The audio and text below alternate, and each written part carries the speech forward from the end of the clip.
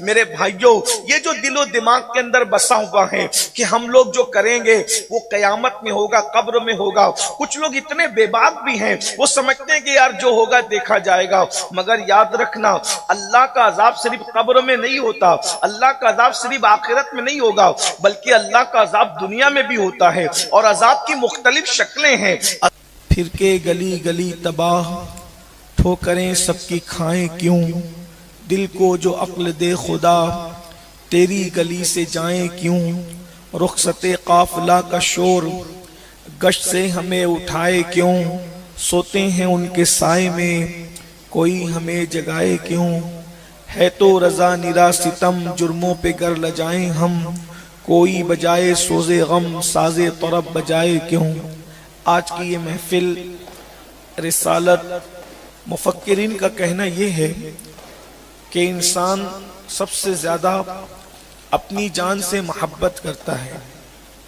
انسان کے دل میں اپنی جان سے بہت محبت ہے اور یہ فطری تقاضا ہے. اگر پرندہ بھی ہے، چڑیا بھی ہے اور جانور بھی ہے، کوئی ہو، سب کو اپنی جان سے پیار ہے اور یہ فطرت کا تقاضا ہے. اور جان ایسی قیمتی چیز ہے بھی کہ اس سے محبت کرنا بھی چاہیے. یہ جان سے محبت اور اپنے آپ سے محبت ہی کا تقاضا ہے کہ انسان موسم کو لے کر کے پرہیز کرتا ہے. اگر موسم سردی کا ہے تو انسان گرم کپڑے پہنتا ہے، اگر گرمی کا موسم ہے تو انسان پتلے اور کاٹن کے کپڑے پہنتا ہے. یہ روزمرہ کا مشاہدہ ہے. اسی طریقے سے کھانے پینے کے معاملے میں بھی انسان اپنی جان کو سامنے رکھتے ہوئے بہت پرہیز کرتا ہے. کھٹا کھائیں گے تو یہ نقصان ہو جائے گا، ٹھنڈا کھائیں گے تو یہ نقصان ہو جائے گا، میٹھا نہیں کھانا، شوگر کے مریض ہے تو یہ نقصان ہو جائے گا. یعنی انسان کو پتا ہے کہ اس سے یہ نقصان ہوگا. اس نقصان سے بچنے کے لیے وہ کھانے میں پرہیز کرتا ہے، اٹھنے بیٹھنے میں پرہیز کرتا ہے، چلنے پھرنے میں پرہیز کرتا ہے. یہ اس کی جان سے محبتوں کا تقاضا ہے. کرنا چاہیے، اس پر مجھے کوئی اعتراض نہیں. ہم بھی کئی مقام پر ایسا ہی کرتے ہیں کیونکہ ہم بھی انسان ہیں، آپ میں سے ہیں، تو جیسا آپ کرتے ہیں ویسا ہم کرتے ہیں. لیکن انسان یہاں آ کر بہت زیادہ نادان واقع ہوا ہے کہ اپنے آپ کو بیماری سے بچانے کے لیے وہ بہت پرہیز کرتا ہے کیونکہ اس نے سن رکھا ہے. اور جو سن نہیں رکھے ہیں کم سے کم اس نے پڑھا ہے، لکھا ہے اور لوگوں کی صحبت سے اس نے یہ بات حاصل کی ہے کہ یہ نہیں کرنا اس سے یہ ہوگا، یہ نہیں کرنا اس سے یہ ہوگا. بلکہ بچپن ہی سے ہمیں تربیت دی جاتی ہے کہ بیٹا کھٹا کھاؤ گے تو یہ نقصان ہوگا، ٹھنڈا کھاؤ گے تو یہ نقصان ہوگا، اور یہ کرو گے تو یہ نقصان ہوگا. آپ اب سے میں پوچھنا چاہتا ہوں، اور پھر ہم محتاط سے محتاط تر ہوتے چلے گئے، لیکن کیا کبھی ہم نے یہ بھی سوچا کہ دنیا میں کھٹا، ٹھنڈا، میٹھا اور گرم، سرد یہ ہم استعمال کریں گے تو جسم کو یہ نقصان ہوگا؟ لیکن کیا آپ نے یہ بھی کبھی سنا کہ آپ اگر ایسا کریں گے تو پھر آپ کو آخرت کے اندر یہ بھی دردناک عذاب ہوگا اور اس سے آپ کو بچنا ہے؟ اگر آپ نہیں بچیں گے تو آپ اس دردناک عذاب کے اندر مبتلا ہو جائیں گے. ہمیں یہ شاید نہیں بتایا گیا، اور یہ اس لیے نہیں بتایا گیا کہ شاید ہمارے بڑوں کو بھی اس کی خبر نہیں تھی، اور ہمارے بڑوں کو اگر خبر تھی تو انہوں نے ہمیں اس کی تربیت نہیں دی، انہوں نے ہمیں بتایا نہیں. اگر انہوں نے یہ بتا دیا کہ کھٹا اور ٹھنڈے سے ٹونسل ابھر سکتا ہے، اگر انہوں نے یہ بھی بتایا ہوتا کہ بیٹا نماز نہ پڑھو گے تو جہنم کے اندر وہ دردناک عذاب ہوگا جس کی وعید اللہ کے رسول صلی اللہ علیہ وآلہ وسلم نے دی ہے. آپ مجھے بتائیں، اگر حکیم کے کہنے پر ہم عمل نہ کریں اور ڈاکٹر کے کہنے پر عمل نہ کریں تو نقصان کے چانسز تو ہے، یقینی طور پر نقصان ہوگا، یہ ضروری نہیں ہے. کبھی ایسا ہوتا بھی ہے کہ ٹھنڈے سے نقصان تو ہوتا ہے لیکن بہت مرتبہ نقصان نہیں بھی ہوتا. مگر یاد رکھیں، مصطفیٰ جان رحمت نے جو کہہ دیا کہ یہ करोगे तो ये अजाब होगा, ये करोगे तो ये अजाब होगा। वल्लाहि लजीम उस पे जर्रा बराबर भी फर्क नहीं। अरे जर्रा तो जर्रा है, जर्रे के करोड़वें हिस्से के बराबर भी फर्क नहीं पड़ सकता। अल्लाह अकबर। अल्लाह रब्बुल इज्जत कुरान मुकद्दस में इरशाद फरमाता है, इन्ना अज़ाब रब्बिका लवाक़ि मा लहू मिन दाफ़े, कि बेशक तेरे रब का अजाब वाक़ई होकर रहेगा। अल्लाह अकबर। अगर कोई ये तसव्वुर करता है कि अल्लाह रब्बुल इज्जत करीम है, रहीम है, सत्तार है, गफ्फार है, मैं कुछ भी करूंगा मैं अजाब से बच जाऊंगा, बेशक अल्लाह सत्तार भी है, गफ्फार भी है, रहीम भी है, करीम भी है, मगर वो गय्यूर भी है, वो गैरत वाला भी है, वो कहार भी है, वो जब्बार भी है। उसी ने तो इरशाद फरमाया तेरे रब का अजाब वाक़ई होकर रहेगा। इन्ना अज़ाब रब्बिका लवाक़ि मा लहू मिन दाफ़े। जब अल्लाह किसी को अजाब देने का फैसला कर ले तो दुनिया की कोई ताकत आपको हमको बचा नहीं सकती। और अल्लाह का अजाब क्या है खुद ही फरमाता है। अल्लाह अकबर। इन्ना बतश रब्बिका लशदीद। अल्लाह अकबर। इन्ना बतश रब्बिका लशदीद। तेरे रब की पकड़ बड़ी सख्त है। किसी के पकड़ में ऐसी ताकत नहीं, किसी के पकड़ के अंदर वो दुख नहीं, किसी के पकड़ में वो दर्द नहीं जो अल्लाह के अजाब में है। आइए मैं आपके सामने अल्लाह के रसूल सल्लल्लाहु अलैहि वसल्लम की चंद अहादीस का मजमुआ, उसका इतने मजमुआ बतौर मफहूम रखूं ताकि हम क्या करेंगे तो हम पर कैसे अजाब होगा। अल्लाह से हम पनाह तलब करते हैं, अल्लाह की पनाह तलब करते हैं हर किस्म के अजाब से।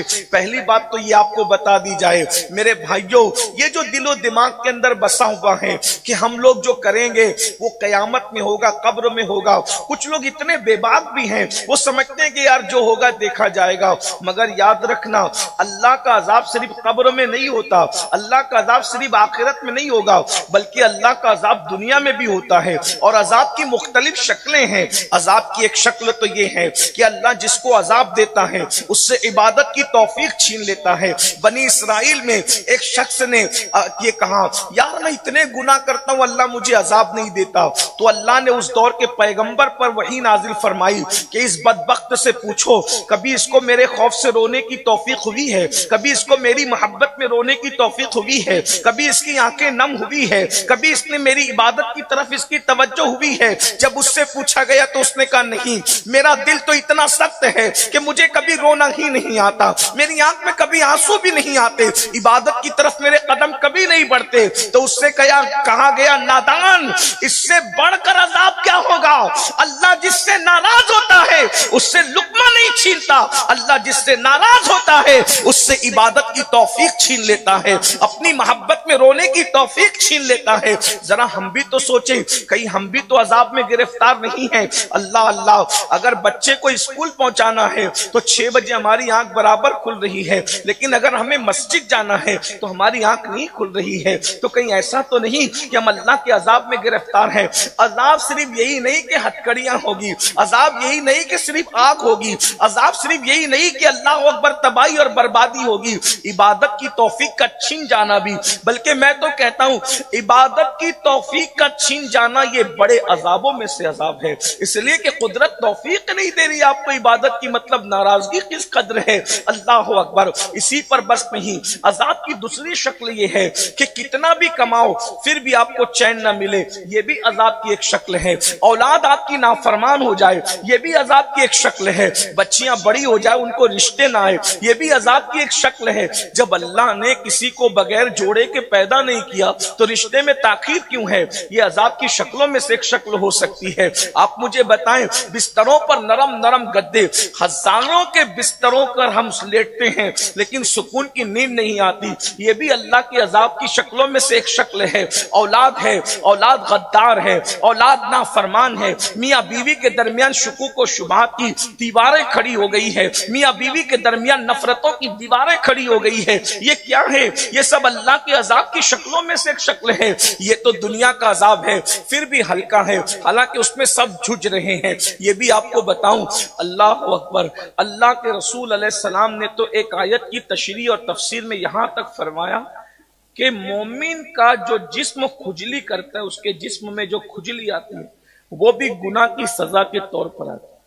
جب یہ آیت نازل ہوئی وما اصابکم من مصیبت فبما کسبت ایدیکم، کہ تم پر جو بھی مصیبت آتی ہے وہ تمہارے برے عمل کی وجہ سے ہے، تو میرے آقا نے صحابہ سے فرمایا تمہارے بدن میں کھجلی بھی آتی ہے تو وہ گناہ کے سبب سے آتی ہے، تمہاری آنکھیں بھی پھڑکتی ہے تو گناہ کے سبب سے، تمہیں ٹھوکر بھی لگتی ہے تو گناہ کے سبب سے۔ اور اللہ اکبر، حضرت سیدنا داتا علی حجویری فرماتے ہیں انسان کے کپڑے پر اگر کسی چیز کا دھبا بھی لگ جاتا ہے، داغ بھی لگتا ہے، تو گناہ کی وجہ سے، یعنی اس کا مطلب یہ ہے کہ اگر انسان گناہ نہ کرے تو اس کے کپڑے بھی میلے نہ ہو سکتا ہے شاید لوگ اس پر تعجب کریں کہ اگر انسان گناہ نہ کرے تو اس کے کپڑے بھی میلے نہ ہو۔ اس پر ثبوت پیش کرتے ہوئے داتا علی حجویری رحمت اللہ علیہ نے فرمایا کہ میں اپنے پیر و مرشد کے ساتھ اور پیر بھائیوں کے ساتھ ایک سفر میں تھا، بہت بارش ہوئی تھی اور کیچڑ تھا، اور کیچڑ کے اندر ہمارے پیر لت پت تھے، جوتے بھی لت پت تھے۔ ایسے میں ہم نے دیکھا کہ ہمارے مرشد کے نہ جوتے خراب ہو رہے ہیں نہ کپڑے خراب ہو رہے ہیں۔ ہم نے کہا مرشد ایک ہی رستے سے آپ بھی چلے ہم بھی چلیں، لیکن آپ کے کپڑوں پر اس کا اثر نہیں، ہمارے کپڑوں پر۔ فرمایا بیٹا جو گناہوں سے محفوظ ہو جاتے ہیں کیچڑ ان کے کپڑوں کو گندا نہیں کرتا۔ اللہ اندازہ فرمائے، یہاں تک فرمایا اللہ اکبر کہ اگر تمہارا جلتا ہوا چراغ بھی بجھ جائے، جلتا ہوا چراغ بھی بجھ جائے تو وہ تمہارے گناہ کے سبب سے بجھتا ہے، اگر مومن گناہ نہ کرے تو اس کا جلایا ہوا چراغ بھی بجھ نہیں سکتا۔ اندازہ فرمائے مومن بہرحال مومن ہے، ہم نے سمجھا ہی نہیں، ہم تو گوشت مچھلی اور انڈا کھانے والے مومن بنے ہیں، مصطفیٰ جان رحمت جیسے مومن بنانے کے لیے آئے تھے، ہم ویسے مومن کہاں۔ ہمارے نوجوانوں کو ہم جب یہ کہتے ہیں کہ مومن کا چراغ بھی نہیں بجھتا اگر وہ جلا دے، تو آپ کہیں گے ایسا بھی ہوتا ہے۔ مشہور واقعہ ہندوستان کا تاریخ کا واقعہ ہے کہ سیدنا سرکار سید علاء الدین علی احمد صابر کلیری رضی اللہ تعالی نے اپنی پوری زندگی میں ایک ہی بندے کو مرید کیا، ایک ہی بندے کو خلافت دی، اس شورۂ آفاق ہستی کو دنیا سید شمس الدین التمش پانی پتی کہتی ہے۔ مرید ہوئے، خلافت دی تو فرمایا بیٹا اب تم یہاں سے چلے جاؤ، تم دین کا کام کرو، دین کے کام سے لگو، جس دن میرا انتقال ہوگا اسی دن تمہیں آنا ہوگا۔ کہا حضور مجھے کیسے پتا چلے گا کہ میں آپ کا انتقال ہو گیا؟ فرمایا بیٹا جس دن تم سے کرامت کا ظہور ہوگا سمجھنا میرا انتقال ہو گیا۔ وہ گئے اور بادشاہ کی فوج میں بھرتی ہو گئے، حضرت شمس الدین پانی پتی بادشاہ کی فوج میں بھرتی ہو گئے، اور بھرتی ہونے کے بعد جو ہے پھر وہ آپ کام دام کرنے لگے۔ بادشاہ نے عامر کے قلعے پر بار بار حملہ کیا مگر فتح و نصرت حاصل نہ ہوئی، تو بادشاہ نے اللہ کی بارگاہ میں گڑ گڑایا، دعا کی مولا کہ کچھ کرم فرما دیا جائے کہ جب تلواروں کی طاقت جو ہے وہ ناکام نظر آ رہی ہے تو پھر دعا سے بڑا ہتھیار کیا ہو سکتا ہے، دعا کی طاقت بڑی طاقت ہے۔ تو اس کو خواب میں دکھایا گیا تمہاری فوج میں ایک اللہ کا ولی ہے، اگر وہ ہاتھ اٹھا دے تو تمہیں فتح و نصرت نصیب ہو جائے گی۔ اس کی نشانی کیا ہے؟ کہ اس کی نشانی یہ ہے کہ آندھیوں بھی اس کا دیا جلتا ہوگا، اس کا دیا آندھیوں میں بھی جلتا ہوگا۔ اور بادشاہ کو پھر اس دن سے انتظار ہو گیا، لوگ آندھی سے ڈرتے ہیں، بادشاہ تمنا کر رہا تھا کہ کب آندھی آئے گی تو میں اس کو پہچانوں گا، اور پھر آندھی آئی، اس نے خیمے لوگوں کے اڑا دیے، لوگوں کے خیمے اڑ گئے، لیکن جب بادشاہ نکلا ہمت کر کے تو دیکھا کہ ایک خیمہ ہے اور اس کے اندر چراغ جل رہا ہے اور کوئی بندہ قرآن کی تلاوت کر رہا ہے، اور وہ ہستی کوئی اور نہیں تھی، وہ سیدنا سید شمس الدین ترک پانی پتی صابری رضی اللہ تعالیٰ کی ذات تھی۔ تو مومن اگر گناہ نہ کرے تو اس کا چراغ بھی، اندازہ کریں جب مومن کا چراغ آندھیاں بجھا نہیں سکتی تو مومنوں کو آندھیاں کیسے تباہ و برباد کر سکتی ہے۔ لیکن شرط یہ ہے کہ کوئی وہ مومن بنے جو حضور بنانے کے لیے آئے تھے۔ السلام علیکم ورحمۃ اللہ وبرکاتہ۔